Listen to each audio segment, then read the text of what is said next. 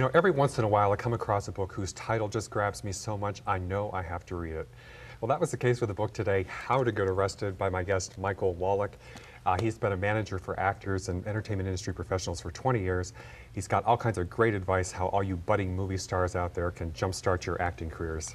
Great to have you here today, Michael. Thank you. Thank you. I appreciate it. Yeah, so I think I was walking through Borders or something, and I saw this book, and I thought, I've got to read that, because How to Get Arrested. As I told you in my email, I said, you know, I've spent my whole adult life trying to figure out how not to get arrested. Exactly. So when I saw your book, I thought, you know, it's got to be something good. You said in the email you were intrigued by it. Yes.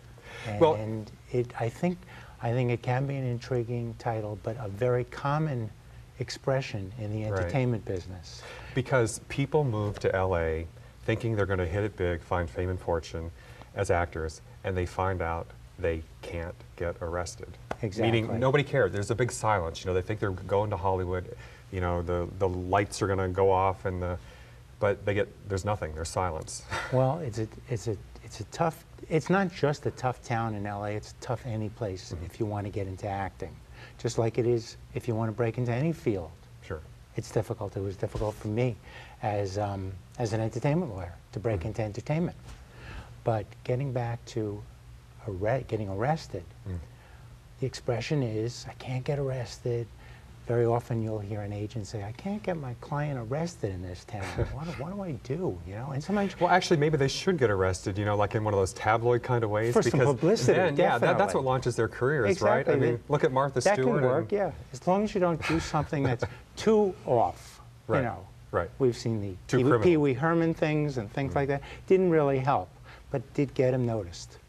Again, okay? It's almost like an actor who has done big feature films, then things get quiet, they can't get arrested, and they break into, or they decide, they get an offer to do television, and they consent to doing TV. Just like Glenn Close, who took a regular role in The Shield. Right, and you wouldn't ordinarily think that Glenn Close would do that. You would think she would only be doing feature films, but she did it. I think it was a very smart move, and I believe it's been very good for her. Yeah, and well, I think Kiefer Sutherland with 24 did Absolutely. the same thing. Absolutely. So you see more and more of that these days. But your book, you start out really telling this story of Dick and Jane, who are young actors who moved to LA from New York. Right. And they come here in search of fame and fortune, and you kind of show them going down different paths. So can you kind of take us down the paths that you see them, the one seems to be the right path and maybe the other is more the wrong path. Okay, if I can just take it one little step back. Sure. I decided to use two characters that are completely different in their techniques, and to write it as a novelette, write it as a story, where we see Dick and Jane leaving instead of just a how-to book. Exactly. They leave New York, they come to LA, they want to pursue their dreams, but they do it in two different ways. And the reader gets to follow how one does it right and one does it wrong. Right. Okay. So one of them basically doesn't have a clue, and he just wants to, that would be he or she, I should say, just wants to get. Should I give it away then? Which one it okay, was? so Dick, he just wants to get discovered. Okay, you know, the dark glasses, the collar up, the leather jacket, things like that. Going to the right parties. Well, you hear that sometimes. People think that, you know, you can move to LA and hit it big in 2 weeks or something, or if they don't, they're going to go home. You know, that's probably not the most realistic approach to. No. Probably Jane's approach is a little more. Jane's approach is a good one, because she knows you've got to do your research first. Okay, you've got to find out who's out there in terms of agents and managers, and in fact, she learns why a manager might even be appropriate for her. Okay, because sometimes it's not even necessary to have a manager.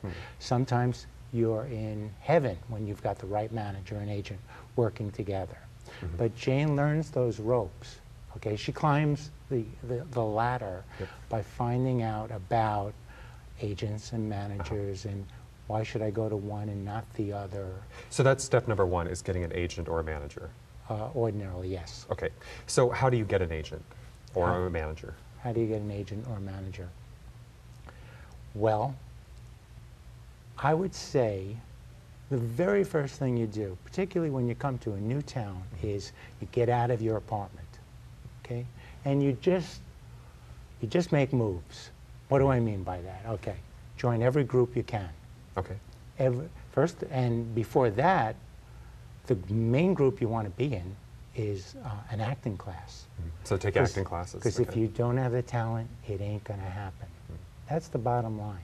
Okay, the person who gets a role in something that you think, that a viewer thinks is, oh, it's such a silly show, on a given day, they got the best actor for that role. That actor, on the same day, if that actor went up for major feature film, that actor may have gotten the major feature film, and then you think, what a great actor.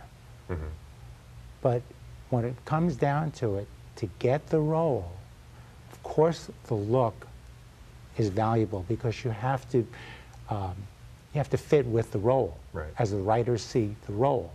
But you've got to be a fine actor. So the first thing that an actor wants to do just is... to interject there, I mean, you say that, you know, the days of just getting it based solely on the look, though, are over. That, I mean, people do want substance, not just the look. I mean, the look may be part of it, but they want substance behind that. Yeah, you know, I think that an actor not only has to be really talented, but usually has to be highly intelligent. Because you read a Probably script... doesn't hurt. It doesn't hurt. You read a script, and because you're intelligent or because you've worked so hard, you can see a line and see that there are different ways to give that line. Oh. And that's what makes a very fine actor. And so that when a casting director or a director says, hey, can you try it this way? They know how to do it. They can adjust. They can adjust, exactly.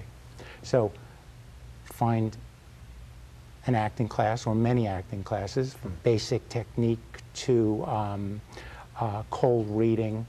Get into other groups, actor groups, the Actors Network, breaking into Hollywood organization, different groups, okay? Because then you're in the community and you get to talk to people and hear what's going on or hear how they're doing it, and maybe you'll avoid some mistakes because you've heard, oh, I'm not going to do it that way, you know.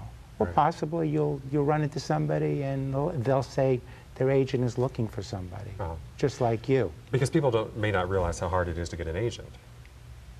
It is very tough to get an agent, okay? Because what does an agent want, particularly in the 21st century? They want to see money right away. Yep. That's what it comes down to.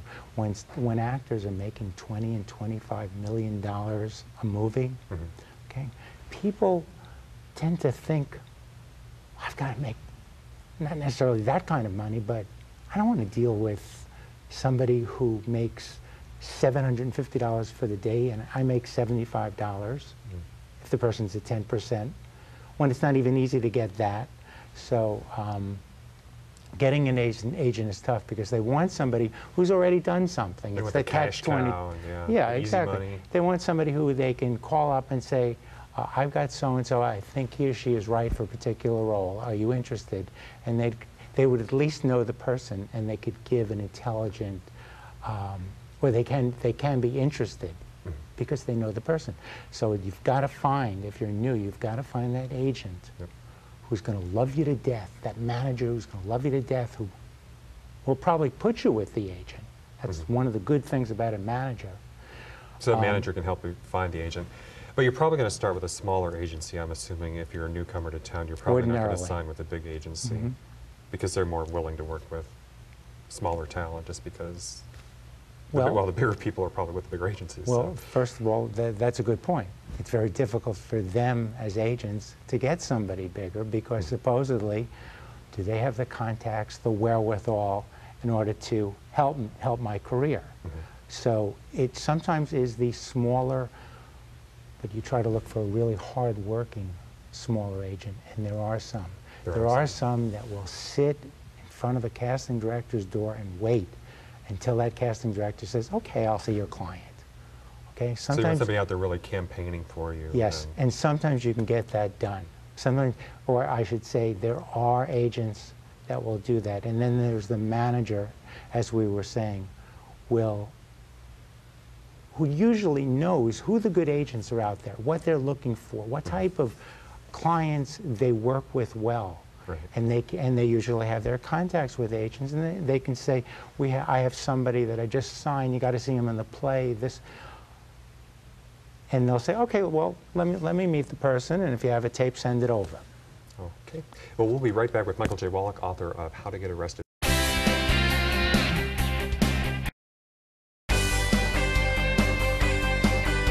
We're back with Michael Wallach, author of How to Get Arrested today, talking about breaking into acting and jump-starting your movie star career here. You raised a good point during the commercial that, you know, a lot of people may come to town thinking that if you don't know somebody, that it's just impossible to break in. But you argue that that's not the case, that there are plenty of people who've hit it big and have, you know, managed to meet people along the way. So, you know, is it true? Can you come here not knowing anybody? Yes. And yes. I believe that one of the myths that an actor endures is the belief that if I don't know anybody, how am I going to make it? Mm-hmm. I think it's the opposite. The fact is, everybody that has made it, every star or successful actor, I would say 95% of them knew nobody. Really? When they started. So it's not just all in the family, because we think of, you mentioned people like the Sheens or something, you know, who... Exactly. There are the... Or Nicolas Cage. Or that's right. But there are the Sheens and the Douglases and the Baldwins, okay? That's great, okay. It may help if you know, if your father was Kirk Douglas, for example. That's a great thing to have in your pocket. But how many people actually have family in the business? So the proof of the pudding is really, if one was to look at all the new television series, any television series, say there are maybe 4 to 6 regular actors in the show, possibly one you've known in the past, you've seen in the past. Those 5 other people, they were total unknowns to the audience, and when they got to the town, they were even more unknown. So how did they do it? The fact is, one can do it. You don't have to know somebody. You just have to do it in a certain way. Luck helps, but you go for it. So it's not all luck. It can happen.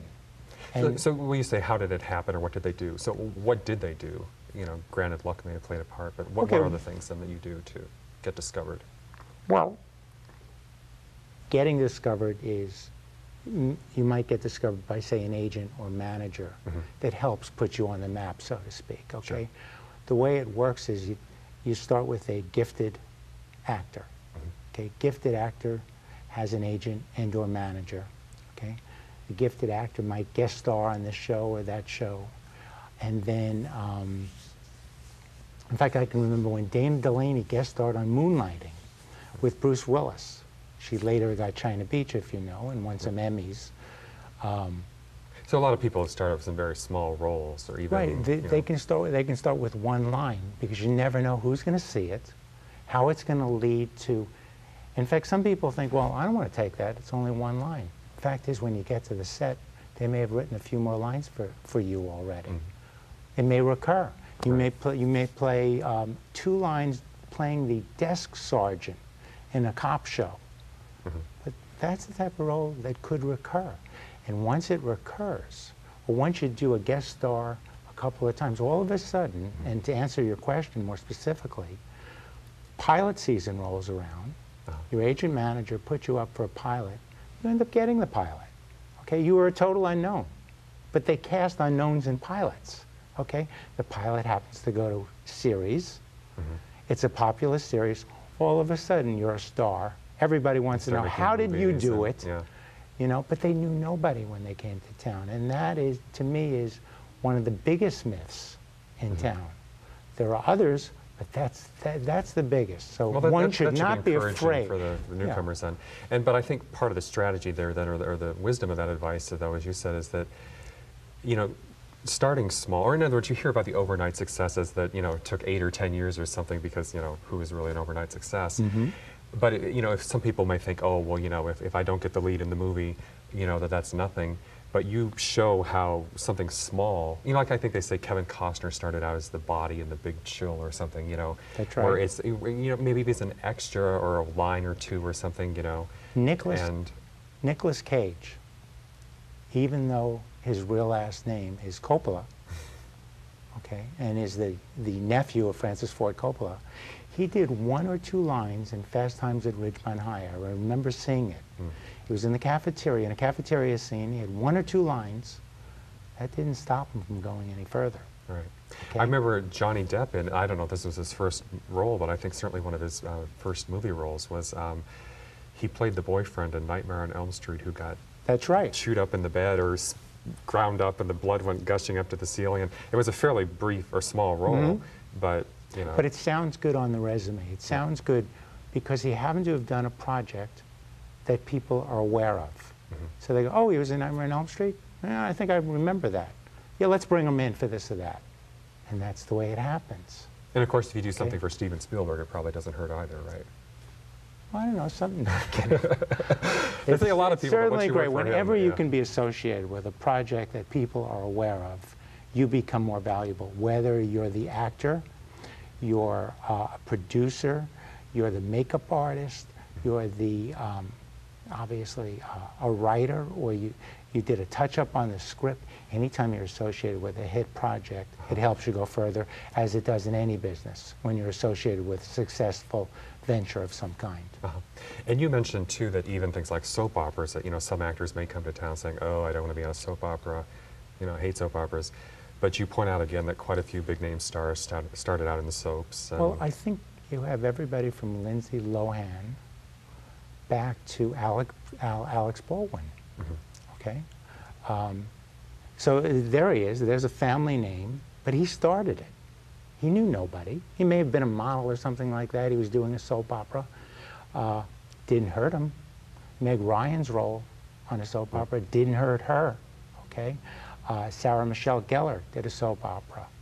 An example I like to use also, not only soaps, but take a Tom Hanks. At one point, if somebody did television, there was no way you could do a feature film. Right, you weren't seen, okay? There used to be a very strong line between them. Exactly. Tom Hanks did a show that you may remember called Bosom Buddies. I do, yep. Okay, with Donna Dixon, and it was a TNA show, okay? Probably not the kind of thing you would think would launch the career of a major movie star. Exactly, a sitcom, a TNA sitcom, but he had talent, he had the right representation, and what came along was Disney made a movie called Splash, and he got the lead role, and you know where he is today. Yep. That's the way it works. So now, does that mean should you just take anything that comes along then? Is that the right approach or not? Personally, I think you should. Anything that isn't, say, completely embarrassing, where people will say, did you see how ugly that person looked in something or other? Oh, that was me. I don't think anything can hurt anymore. Truthfully, I don't think anything hardly ever did hurt. But the fact is, you want to work because work begets work. And well, they always say in America, there's no such thing as bad publicity these days, right? That no matter what happens, so even I guess there's no such thing as a bad movie, right? Because even if it bombed, at least you did something. So that's right, and you'll be known. And once somebody is aware of you, even from bad publicity, for some reason, when they're casting something, your name will be on their mind. And they go, well, let's use that person. Besides, that person had a lot of bad publicity. A lot of people are aware of that person, more so now. That person is so current. Let's cast that person, or try to get that person. So bad publicity, any publicity can help. Well, that seems to be the name of the game these days. Exactly, exactly. Well, I think when we come back, I want to ask you more about, kind of how the difference between a manager and an agent, and why it can be important to have one. Because people may think, that's just taking more of my money. Why should I give my money, maybe even to an agent, or a manager, No, good question. But we'll pick that up in just a minute. We'll be right back with Michael Wallach, author of How to Get Arrested, right after this.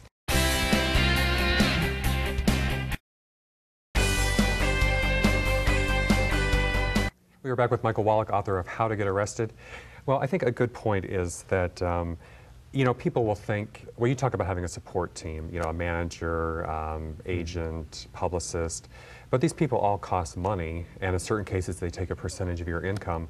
So people may think, well, do I want to pay somebody, the 10% to the agent, 15% to the manager, thousands a month to the publicist? That's taking a lot of my money. So, what would you say to somebody who thinks that they're taking too much money? Well, first and foremost, it's certainly a lot better to have some part of 100% Yep. than not work at all. Yeah. Okay. So you can keep it all, but if you're not sitting at home not doing anything, then what are you really getting exactly.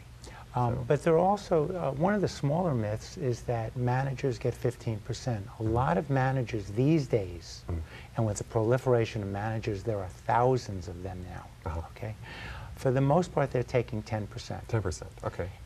Sometimes they'll take somebody new at 15, but also at times they'll take somebody for 5%, particularly if that person has something going on. So you might end up paying a manager, let's say 10%, an agent 10%, and that's 20%. Now besides that, that's 80% of something. That's also tax deductible. That's a legitimate tax deduction. So while you're giving away 20%, in reality you're really giving away approximately 10%. So you're really keeping 90% of it, not 80%.